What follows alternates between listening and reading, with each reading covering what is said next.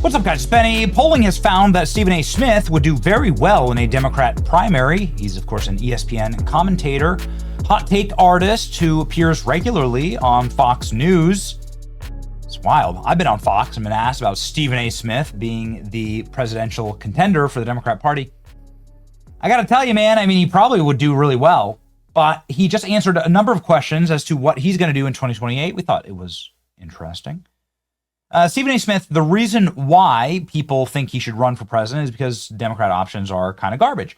And Stephen A. Smith has said that the Democrat Party is garbage. That's why he's actually polling so well. Candidate for the presidency of the United States of America, according to the polling for the Democratic Party, is the most clear-cut evidence of how pathetic of a state of affairs that exists within the Democratic Party today. I have no business being on that list whatsoever. I am not qualified, but it just shows how pathetic things are at this particular moment in time.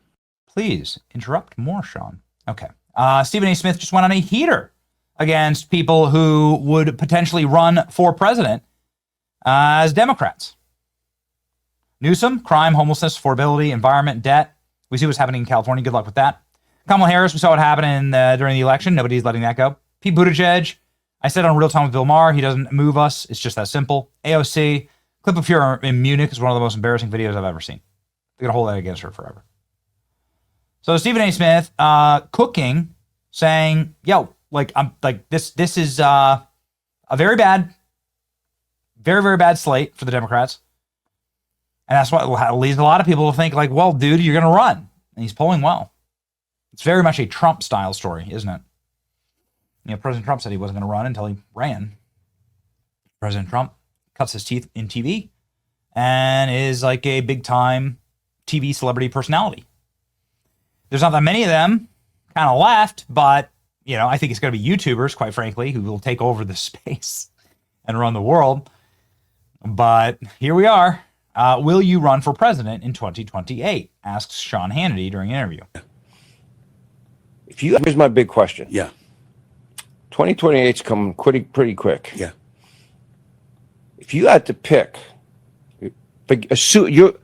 I think it's all bullshit. I don't think you're running. Am I right? I don't think I'm running either because I got to give up my money.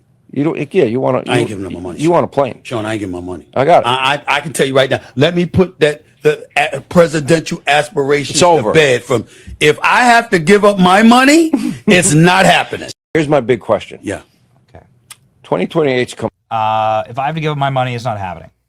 President Trump has lost billions and billions of dollars running for president. What was it? Sam Bankman-Fried offered him like $5 billion just to not run for president. Donald Trump, his brand, his companies, they've made money, they've lost money. Obviously, it's dodgy, but there's a lot of, I guess it's like a non-answer answer. I guess there's ways you can keep your money, but dude, how are you gonna do that? You know, he's gonna have to give up all of his contracts.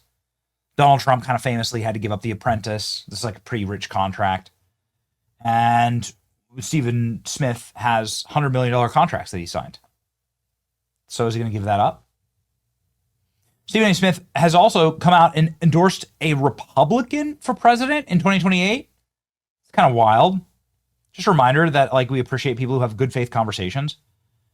Bill Maher and Stephen A. Smith, a good faith conversation here had in 2024 about President Trump, saying he's not a terrible racist. Trump and I were friendly. Right. Before he ran for president. He used to have these boxing matches, particularly during the Tyson fights at the Trump casinos. He would be at the Knicks games and stuff like that. And if we're being totally honest, all the brothers found him to be cool. Right.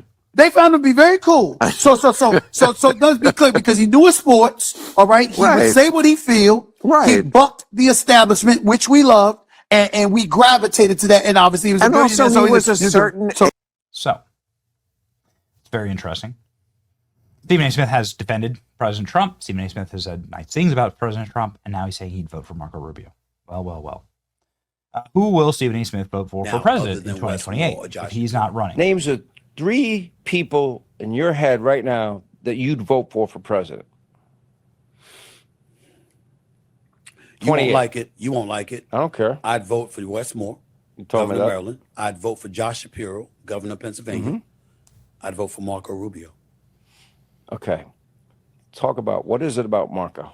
He's an adult in the room. There is no questioning his qualifications for If the it's job. Marco and anyone other than Wes and Josh, you vote for Marco over the Democrat? Yes. Over Newsom? Yes. Over Kamala? Yes. I'd vote for Marco Rubio over anybody that's out there right now other than Wes Moore or Josh Shapiro. Names of... Oh, my. Okay. Well, those clips are going viral, obviously, for a reason.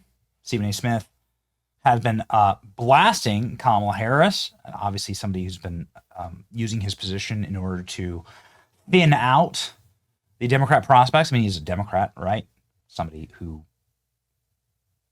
has been a Democrat activist for a long time. But I think maybe slowly and subtly, like saying whom he wants to take the reins of the party, not Kamala Harris, not Kamala Harris. We supported you when you didn't necessarily earn our support. True. You didn't go through a primary.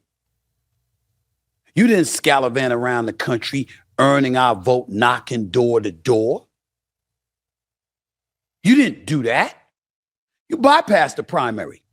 You were handed the presidential nomination for the Democratic Party once Biden stepped down. You had some people in the Democratic Party laughing about the fact that, you know what? We're glad that Biden stepped down when he did, because had he stepped away earlier, there would have been a primary. She wouldn't have been a Democratic nominee for the presidency. And after that, you know what? She wouldn't have had that opportunity. It wasn't us that went on The View. And when you were asked, is there anything different that you would do compared to what Biden did? I really can't think of anything. We didn't do that. All signs point to a tsunami of support for Marco Rubio.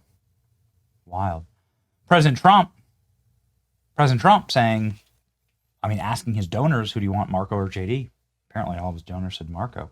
Whoa. Marco Rubio was in the middle of Iran. JD Vance had very little to do with it. Clearly, he has been pushed back. Stephen A. Smith, we are seeing JD Vance slip. Praising Marco Rubio ahead of 2028. JD Vance is leaning into populism. Marco Rubio is executing. He's got a real job to do. Marco is the man. We'll see. Trump asked 25 donors if they preferred JD or Marco. And according to the attendees, they all overwhelmingly indicated Marco Rubio through their cheering, according to a report.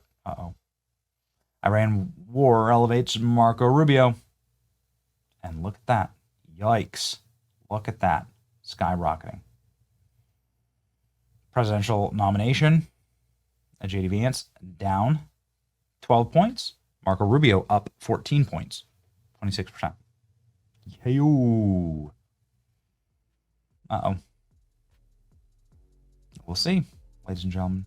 JD Vance addresses possible presidential run with Marco Rubio after Trump teases unstoppable ticket. What do you think? Let me know in the comments. Marco? JD? Stephen A. Smith? Somebody else? It's your boy Benny. Like, share, and subscribe. See ya.